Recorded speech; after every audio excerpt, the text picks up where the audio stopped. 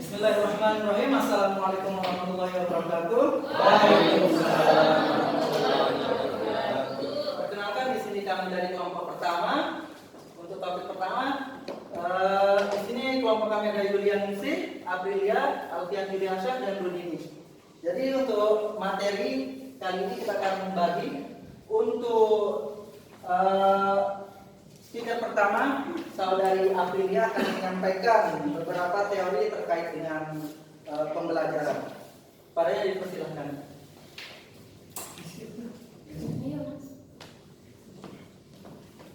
Assalamualaikum warahmatullahi wabarakatuh. Waalaikumsalam warahmatullahi wabarakatuh. Bismillahirrahmanirrahim. Saya akan mencoba menyampaikan penjelasan teori-teori, yaitu ada teori behavioristik, kognitif, dan teori konstruktif. Dimana kita tahu behavioristik itu berasal dari kata behavior, yaitu perilaku. Jadi teori ini mengedepankan perubahan perilaku akibat adanya interaksi antara stimulus dan respon. Contoh penerapannya di dalam sekolah yaitu guru memberikan materi kepada siswa dan siswa diminta untuk mendengarkan materi tersebut. Setelah itu siswa diberikan latihan atau drilling untuk ayo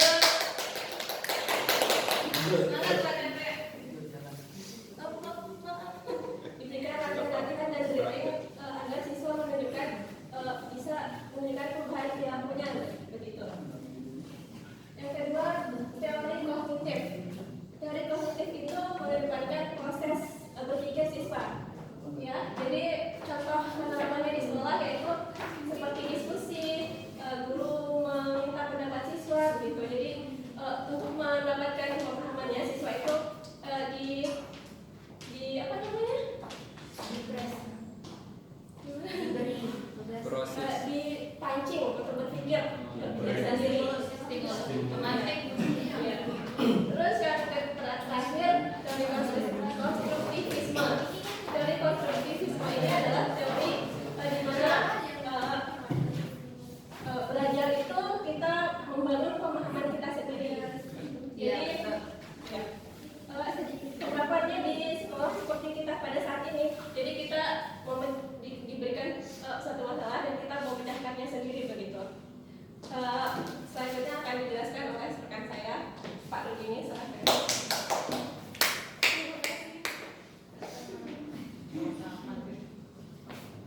Ya, baik. Assalamualaikum warahmatullahi wabarakatuh. Waalaikumsalam.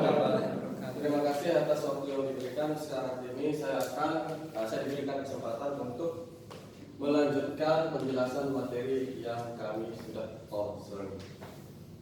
sudah rancang atau sudah diskusikan. Nah, di sini bagian saya yaitu prinsip model-model pembelajaran berdasarkan prinsip konstruktivisme. Apakah Anda sudah mendengar yang namanya konstruktivisme? Ya. Sudah ya? Sudah. Oke. Ya, ini ya. Jadi setelah kami bersama menelaah konstruktivisme, Anda bisa melihat ada pembelajaran kooperatif, model penemuan, jigsaw, kooperatif scripting, investigasi kelompok, atau yang bahasa Inggrisnya itu apa? Group investigation. Nah, jadi konstruktivisme kalau kita mulai dari definisi, itu pembelajaran yang berfokus pada peserta didik. Itu yang sesuai dengan yang diinginkan IKM yang sekarang. Jadi konstruktivisme ini agak lebih modern sesuai yang kami bahas ya, maka dari sumber yang kami dapat.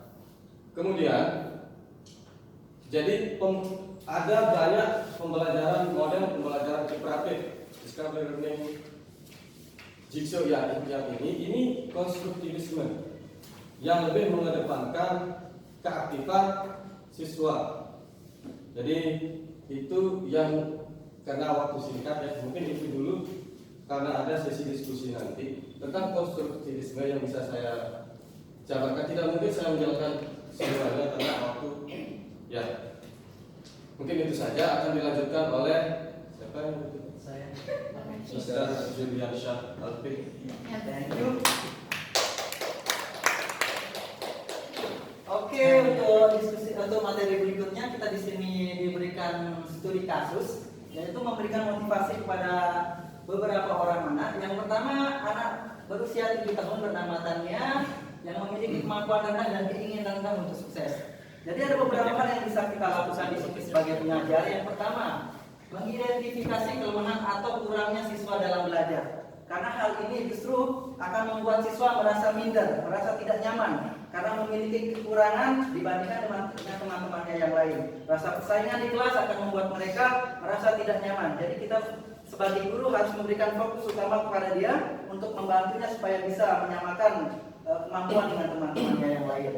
Yang kemudian mengikut sertakan siswa tersebut untuk aktif dalam kegiatan kelas. Kita sebagai pengajar tidak bisa melulu terfokus pada siswa yang aktif, yang terlalu aktif untuk selalu memberikan mereka kesempatan untuk memberikan pendapat. Tapi kita juga harus memancing peserta yang terlalu pasif, yang terlalu merasa supaya mereka merasa menjadi anggota bagian dari kelas tersebut.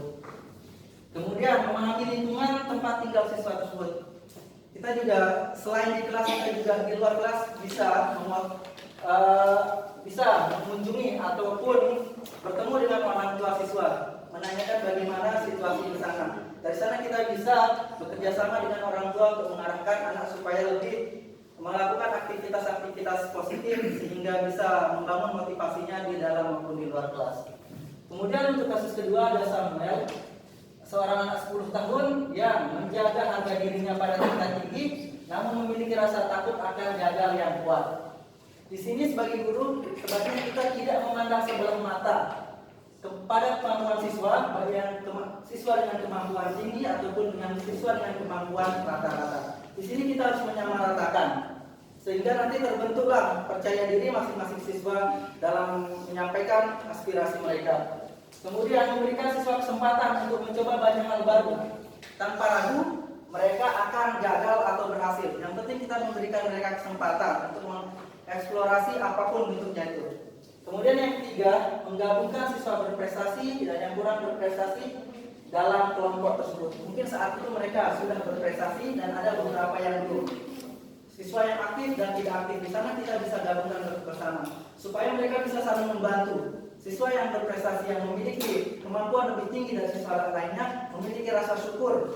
Mereka bisa membantu siswa lainnya. Dari sini akan memunculkan secara tidak langsung bahwa mereka mereka bisa tetap menjaga harga diri mereka tanpa merasa takut akan gagal. Seperti itu. Untuk case berikutnya akan diteruskan oleh rekan saya. Silakan. Baik, terima kasih. Jadi saya sebagai pembicara terakhir akan melanjutkan penjelasan dari teman-teman saya tadi.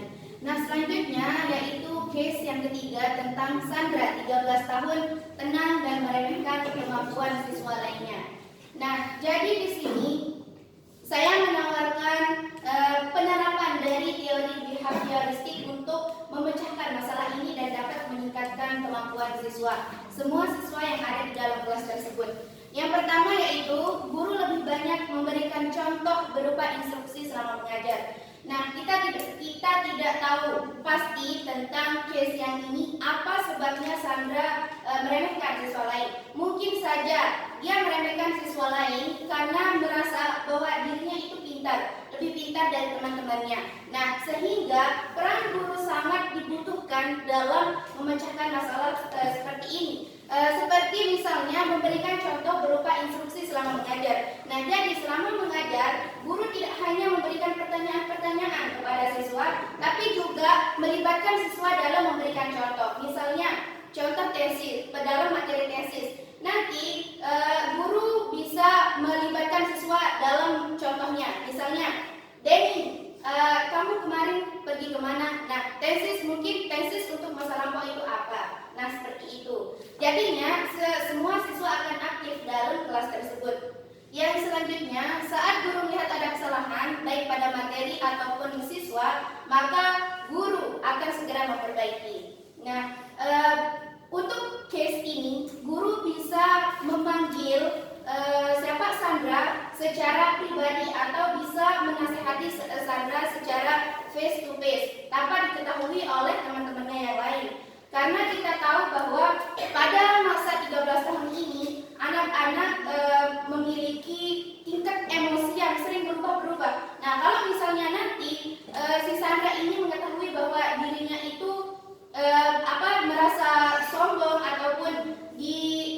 dikomentari oleh gurunya, maka bisa saja motivasinya menurun. Nah, untuk itu guru bisa menasihati secara baik-baik dengan face to face dengan Sandra.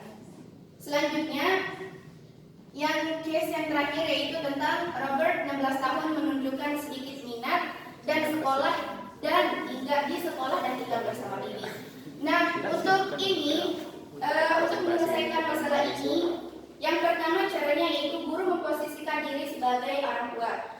Kita tidak tahu, mungkin saja tingkat motivasi belajar dari Robert ini rendah karena dia tidak memiliki orang tua untuk mengaturnya seperti itu. Nah, guru bisa memposisikan dirinya sebagai orang tua dari Robert. Yang selanjutnya bisa menerapkan penerapan teori konstruktivisme yang siswa terlibat dalam pengalaman yang menantang dan berdiskusi. Nah, ketika guru tersebut mempunyai banyak sekali metode di dalam kelas, maka bisa meningkatkan motivasi belajar dari siswa.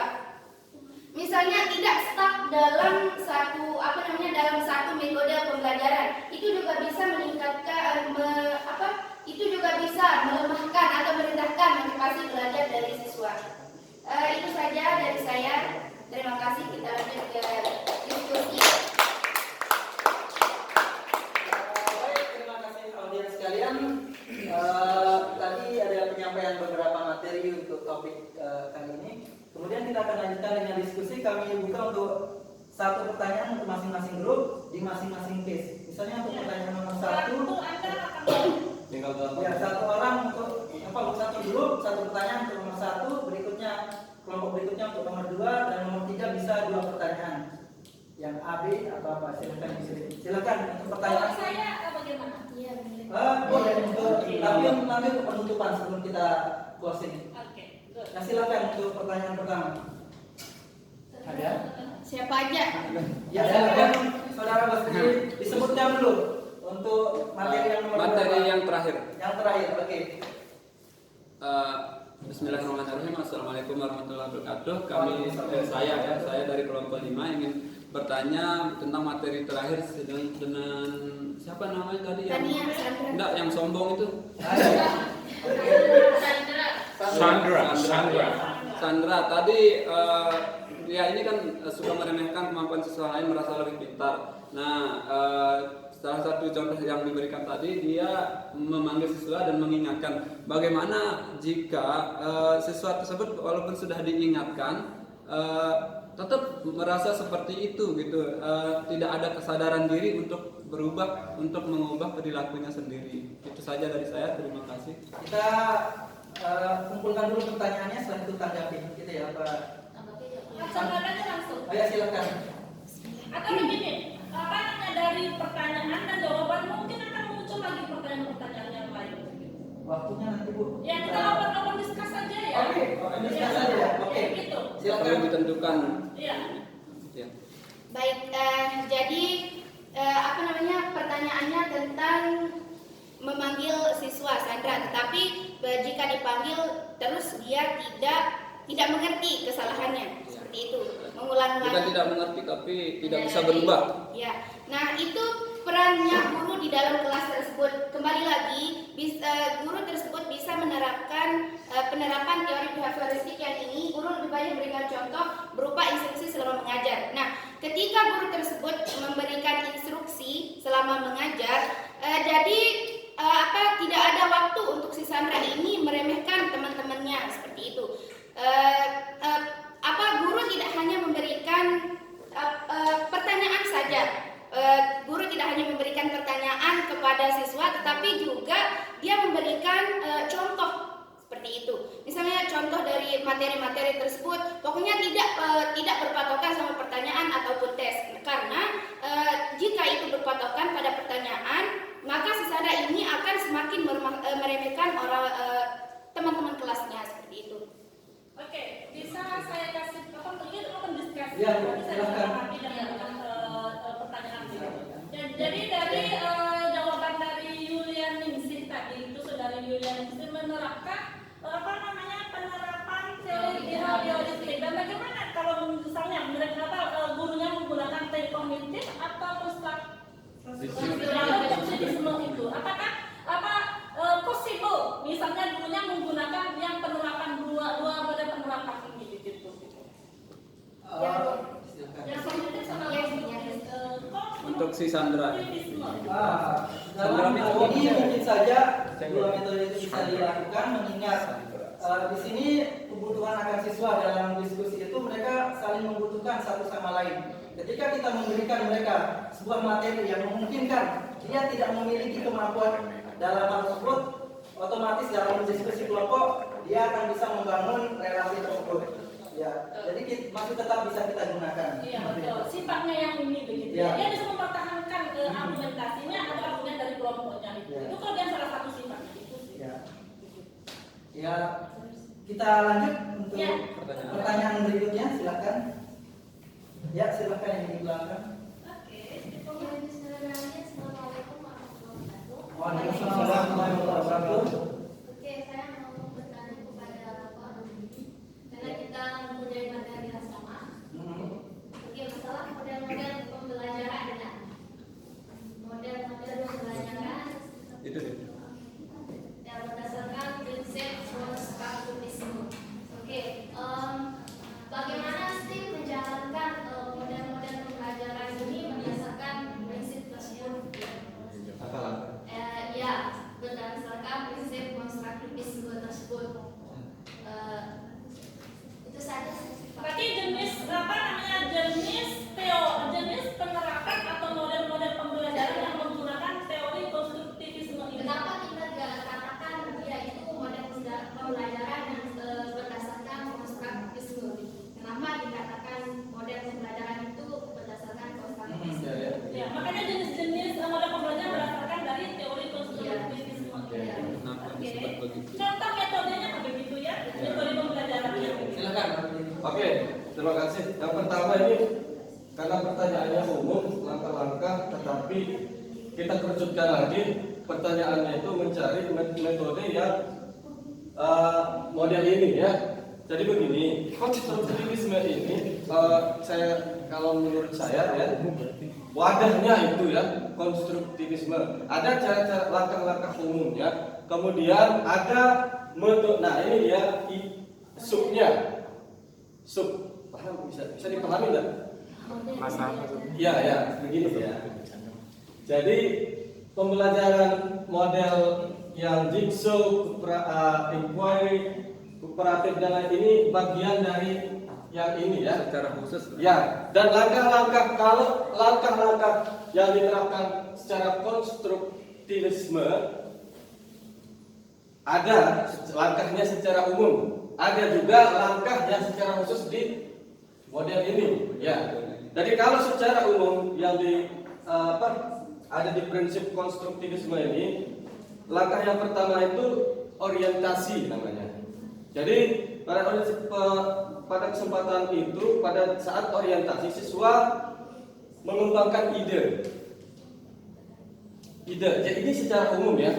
Beda lagi kalau kita menerapkan model yang ini. Ketika kita di dalam kelas menggunakan model ini berdasarkan ini, beda lagi dia. Kita menerapkannya mulai dari awal pembelajaran. Begitu. Ya, mulai dari awal pembelajaran kita akan menerapkan model yang ini apa? Sentuh.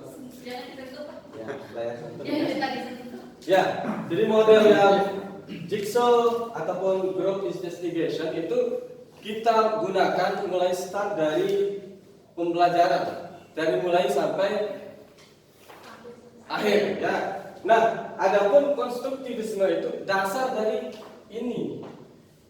Dasar ini ya, dari sini. Induknya ini, anaknya ini. Nah, jadi yang saya terangkan ini langkah-langkah umum. Adapun langkah-langkah khusus menerapkan ini, tetap dia berdasarkan yang ini. Konstruktivisme. Ya, Ini. ya betul. Nanti saya jelaskan. Kepanjangan. Yang satu orientasi, langkah-langkah umum yang ada di konstruktivisme. Begini ya, kalau saya jelaskan ini, ya ini dia maksudnya. Jadi, boleh saya tahu sedikit saja. Karena kita ini kan di abad pembelajaran 21. Ya nggak apa-apa lah. teman-teman ya browsing untuk mencari. Atau nanti saya bagikan siapkan yang di merah. Oke, untuk teman-teman kita akan dengar beberapa